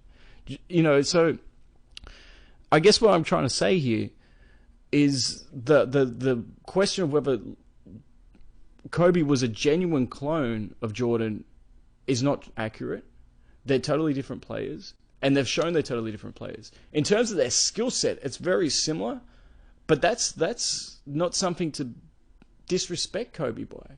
So, and this is not emotion talk. I remember talking about this many, many times. I actually did an episode on it a few years ago, saying that, I would take Kobe in a heartbeat over LeBron James. I think there are a couple of things, though, that I need to clear up. Over the years, I've said that I don't think Kobe is the greatest Laker of all time, because I have Magic ranked higher than him. Right. I do want to change that. I was out in LA not that long ago, and the Lakers are synonymous with Los Angeles. It's the second biggest city in the country, and there's a reason why up until only recently they didn't even have a football team. It's because they're a basketball town. They're also a baseball town too, but the Dodgers are not anywhere near the Lakers. The Lakers own that city, and the connection that Kobe's had, and this unfortunate tragedy that's happened, has only proven that. How much of a connection that he had. So I've got to take that into account. If you're asking me who's had the better career, it's Magic. Magic was a better player. He made his teammates a lot better. But hey, there's nothing wrong with that. I've got Magic in my Mount Rushmore. I do too, and I hate that Magic. They have reduced Magic to in such a simplistic way. Oh well, he passed but he didn't play defense, so he's only half the player as Oh my some goodness, other that guy. hurts me. That hurts me I hearing think that. that just takes the game and it just simplifies it and flattens it out to the point where it doesn't even resemble what you watched on the television. Magic Johnson is one of the best players that, I mean, literally, I still think he's the best Laker of all time. And that says a lot because Kobe is a great, great, great player. Sure. Kareem was a great player. Shaq was a great player. They had some great players. Jerry West, Magic all those Johnson, guys, Jerry yeah. West, how could I forget? Jerry West, I'm sorry, Magic Johnson was just unbelievable. Right. Unbelievable. So in terms of what you're saying, I always go with the basketball side. Like I don't look at the impact because that's a little bit unfair. Magic was playing during the VHS era, and his games weren't on national television, and there was no internet, there was no social media. So his exposure is going to be a little different. Right, but in terms of Los Angeles, he still had a local market and things like that. So it was a different time. I get that. It was a different time. Yeah. But Magic was a guy that changed a lot of that too, because prior to Magic and Bird, this stuff was on tape delay. So Magic was a catalyst for those changes too.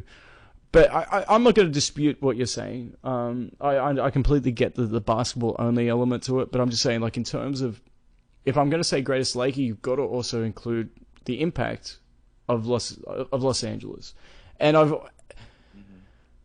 it's hard for me as well because who am I? Who am I to say, because Magic himself says that Kobe was the greatest Laker of all time. So who am I to dispute what Magic is actually saying? Magic also said Jordan was better and Bird was better, but in his heart, Magic. I think he believed that Jordan was better. Does a good job. Yeah. After '92, I think he believed. After the '92 Dream Team, I think he realized that Jordan was a different player. Okay, the Dream Team. Okay. Yeah. Well, I mean, I'm just saying, I think Magic is a great ambassador for the NBA. Sure. Let's just say that. Yeah. No, there might be humility. Yeah. Yes. Yes. Different story, but. But there's one thing I do need to pull you up on though, is when you say that people say that Magic didn't play defense. Well, what's their stance on, the current number 23 for the Lakers? He doesn't play defense. He doesn't. Magic, damn sure plays a lot more defense than that guy. The other thing that I wanted to address is where I have Kobe in my top 10, and that does not change with this. He's still not top 5. I can't put him in my top 5. I would love to because I one of my favorite players of all time.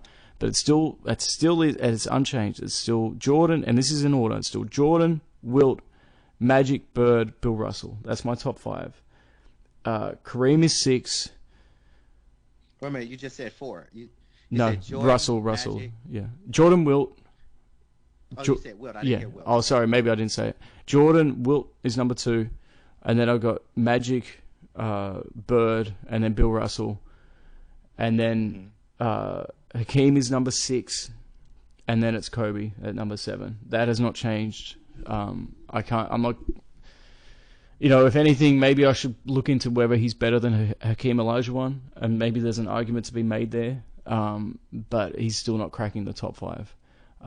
That being said, I stand by him by me saying he's the most loved NBA player of all time, maybe. And the reason I said that, not just because of the outpouring when he died, but was the celebration tour that he got, the retirement tour that he got. Not even Jordan got that in his final year in Washington.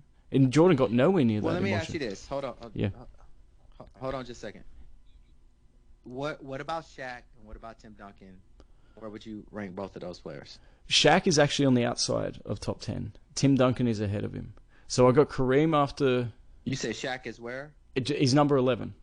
And I'm fully aware of his dominance at his peak. Maybe no one has been more dominant on the basketball court too, but he was still flawed in that dominance too. And we talked about that a second ago with the foul shooting, lack of pick and roll defense, things like that really ended up hurting him.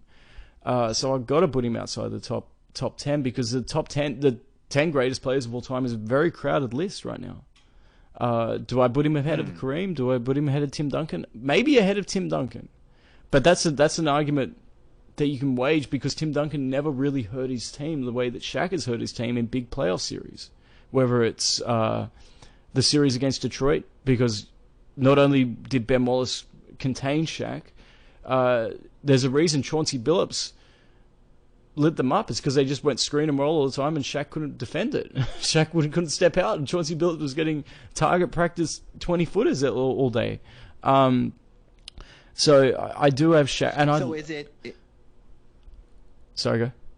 No, I was going to ask, is it Kobe's longevity that places him above Shaq? Because when we saw them on the court... Yeah.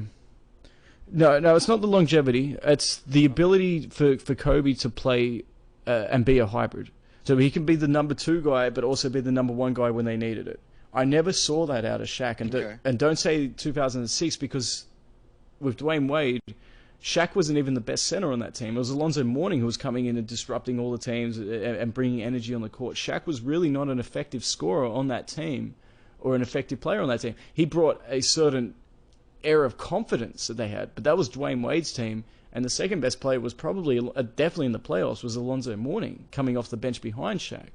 Well, that was his 14th year, right? Didn't he come in 92? I think his first year was 93. 92, 93 was Shaq's, right? Yeah. So, yeah, it was his 14th year, but what was Kobe doing his 14th year? And now he did start earlier, I'll give you that. But, I mean, 14 years, what was Jordan doing his 14th year? Was 2011 for Kobe. Yeah, and that was just 1 year removed from winning a title. And he was definitely not looking like Shaq did. Shaq fell off the cliff quite quickly. Once that athleticism went, because he didn't have a whole lot of skills, relatively speaking, obviously.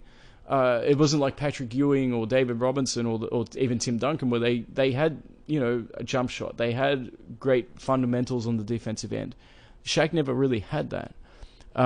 So a part of it's the longevity, but not really, because I don't rate longevity when you're talking about all-time greats. What I rate is, if I'm starting a team, who do I want on my team? And that's the list that it goes, because the other side of Shaq is and during Shaq's dominance, yeah, he would destroy teams. But when he came up, the biggest thing that Shaq could be intimidated.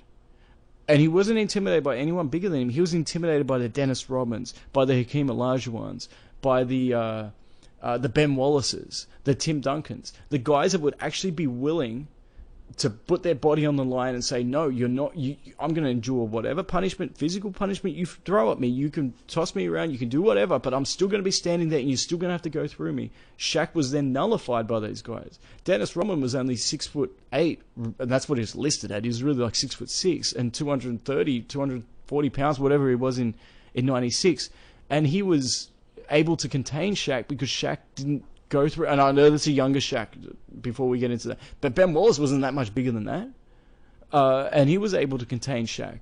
So when I see players like that able to contain Shaq, then I wonder, on top of the deficiencies in his game, then I compare that to someone like a Kobe Bryant. If you line up somebody who's not willing to give an inch against Kobe Bryant, do they then slow him down? They slow him down a little bit, but Kobe's still coming at you, and Kobe's not intimidated. So that's the biggest reason. It comes back to the whole mentality side of it that we just talked about when we're comparing him with LeBron, is who do I trust more in that situation? Because we're going all-time teams or whatever.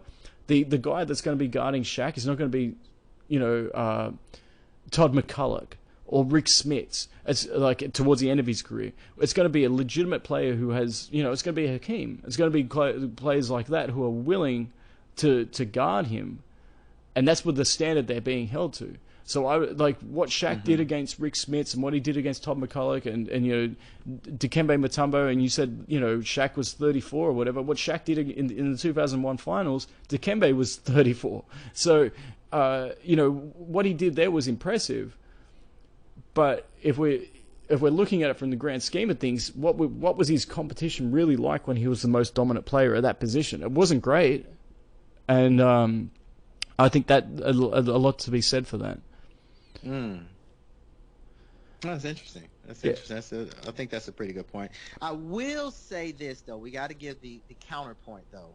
Okay. When talking about the 2004 NBA Finals, because I remember Chauncey Billups. This is something I sensed when I was watching live, but I remember Chauncey Billups actually owned up to it. He said they actually goaded Kobe into shooting. So they intentionally tried to find a way to sort of force Kobe into wanting to become the man. They sort of challenged Kobe to step up and in a sense take Shaq out of the game. So I wonder if Ben Wallace really stopped Shaq as much as Shaq didn't get the opportunities that he got with in the other championship seasons. Well, I did watch that entire series not that long ago because I had Ben Wallace on the show. So I wanted to go through and try to pick up on little things that maybe I was unaware of. Kobe was dancing with the ball a little bit, especially when he was isolated with Tayshaun Prince. I think he wanted to show, because Tayshaun Prince, a season before it, actually shut down Tracy McGrady as a rookie. He shut down Tracy McGrady in the final three games of that series. So he was a great defensive player. Yeah, right. I don't think Kobe wanted to prove to him and everybody else that, he's a great defensive player, but I can go at him. So there was an element where he was over-dribbling sometimes. But once again, keeping the context, Shaq was still getting the ball and was highly ineffective up against Wallace. Wallace was, and it goes back to the whole thing, Shaq was very limited. Shaq was used to rim running, getting to the block, and then a player not being able to move him. Ben Wallace wouldn't even let him get to the block. And Shaq would have to be starting, instead of starting 4 feet, 5 feet, 8 feet from the basket, he's now starting 15 feet from the basket. You can't do it. Right, Shaq is completely useless at that point on the offensive end. And Shaq wasn't exactly setting screens. The counter to that, can you imagine some of the screens Shaq could have been setting for Kobe? If he was a versatile player, like just to clear him up. And that would have helped him out because that would have forced, because Shaq would set such a bruising screen on Tayshaun Prince, because think of the body's differences, right? And then Ben Wallace would then have to step up and challenge Kobe. You've now got opened up. That's the beauty of basketball. How does Shaq not? How do the Lakers not do that? Is beyond my mind. But I get what you're saying, mate. Also keep in mind that this is around the Colorado time as well. Kobe's mind wasn't probably in the right headspace. And if ever a player's got an opportunity to actually say that, that's probably that. It's not, all these guys, doubling me, I can't figure it out. It's not like that. It's actually, I could be going to jail. He had court cases throughout the playoffs and, hearings and things like that. So maybe there's an element of what Chauncey Billups is saying is right, but, Kobe was pretty tough mentally. You think about some of the situations in Sacramento, some of the situations in Portland and Philadelphia and San Antonio. I'm not sure if Detroit was, obviously they had a lot of veterans, they had a great team, but I don't know if what they were doing was anything more sophisticated than what those other great teams were doing. Now, where do you have Kobe in terms of your top 10? I'm interested to hear that now, or is this something you would like to explore in a different episode where you can have a bit of, because I'm putting you on the spot here, where you can actually, because it's a serious thing to think about, because there's such a fine line between who, and it's always subjective. I mean, it comes down to almost preference at some point, because everything I said, you can come back and say to me, yeah, but Kobe never dominated the game like Shaq did, and I've got no counter for that. I really don't. Let's do that. Let's do that another episode, because we're nearly gone for 2 hours. What I wanted to get you, though, even though this is a basketball podcast, it's still my podcast, so God damn it, I'm going to talk about what I want to talk about. And the Super Bowl is coming up. Who have you got? I think Kansas City is going to take it. I've been thinking about this a lot too, right? And yeah, I'm along those lines. And usually, almost always, when you have a great defense up against a great offense. So think back recently with the Legion of Boom, the Seattle Seahawks up against the Denver Broncos with Peyton Manning, and he had a great season there. Peyton Manning wasn't always noodle arm when he was for the Broncos. He set a touchdown record with the Broncos. And of course the Seahawks just embarrassed him. It was up there with LeBron's performance in 2011 as one of the worst performances in a championship situation. And then even, you think about the 2003 Buccaneers against the Raiders. The Raiders were setting records, and the Buccaneers came and they embarrassed them too. So typically great defenses will almost always beat a great offense. Right. That being said, I'm going with the Chiefs because I have never seen anybody play the game of football like Patrick Mahomes is playing. He is on a level that is... he could transcend the sport, and I don't say this lightly, but he could transcend the NFL the same way that Jordan transcended basketball. He is that good. He is wonderful to watch, and I think they could easily win this. And I'm going with the Chiefs. I think most people are going with the Chiefs. I think so too, but I'm going against myself here because my own internal thinking is like defense beats offense in situations like that because you're able to. But I don't think it took a lot for me to say that. It took a lot for me to actually go with the offensive player over the defensive player. It broke my heart, man. But we will see. You know what? We will see. We will see. I know I don't want to go backwards, but I just found the quote from Chauncey Billups. Okay. Referring to the game plan for the 2004 finals. Let me read it real quick. Okay. He said, "Our game plan was very calculated. We knew we were going to play Shaq straight up. We knew there was no way we could stop Shaq straight up. And there was also no way we could stop Kobe straight up. But if we're going to play Shaq straight up, the Lakers' eyes are going to get big, which means they're going to keep throwing it down there. We're telling Ben the whole time, take fouls when you need to, but don't get yourself into foul trouble. You need to give up a layup, cool. We're going to get what we want on the other side. But what's going to happen is Mr. Bryant is going to get a little discouraged with getting no touches, and now the second half comes around. Now he's pressing. He's going to start coming down and just breaking the offense. When you do that, you're done. You're playing right into our hands. Even if you start making those shots, you're finished." What do you think about that? That's interesting. I had heard that quote before, but when you watch that game, the Lakers didn't really have an offense. They weren't running the triangle in 2004. They didn't have the shooters for it. They had excellent passing and cutting though when Karl Malone was on the court, because Karl Malone's a very underrated passer, maybe the best power forward passer of all time. He was. But when I'm thinking back to what I had watched, as I said, you could sort of see Kobe over dribbling at times, and maybe that's the part of the pressing that he's referring to. But it wasn't as egregious as what it sounds. It was just what I saw was the first part of it was right, or I agree with, in terms of Ben Wallace was guarding him straight up. And when he was in foul trouble, Rasheed Wallace or Eldon Campbell or, these guys were coming off the bench. Mehmet Okur as well, coming in and just throwing. They had a lot of big men, when you think about it, coming in and just guarding Shaq and fouling him too. But they were guarding him in single coverage. You never saw him swarmed. But when Kobe put the ball on the floor and was getting by Prince, he was getting swarmed. So it was, if anything, their matchup, they had the right players to do this, because you couldn't do this, if you're New Jersey and you have Todd McCullough guarding him. But they had the right guys that could actually slow down Shaq enough in single coverage. Then instead, and it's kind of flipped around, now Kobe is the focal point of a team's defense as opposed to Shaq. And I think maybe that's the bigger part of it. Let's also keep in mind that the Pistons were just a better team. Sometimes that just happens. They were, and they were totally underrated. Yes. Right. I've got them as a top 20 team of all time, by the way. They are very underrated as a basketball club. Yeah, I totally agree. Maybe a top 5 defensive team too. Offensively, very much they were efficient offensively, especially once they got Rasheed. But it's an interesting quote, and obviously it has a lot more validity to it than my opinion, because it's coming from Chauncey, who knows what their game plan was. But I don't think it necessarily played out the way that he thinks it. Like in certain situations it did, where Kobe was over dribbling it. But I also think that it also played into the hands that they were very lucky that they had Ben Wallace, probably the only guy in NBA history that could match Shaq in terms of his strength and also his desire too.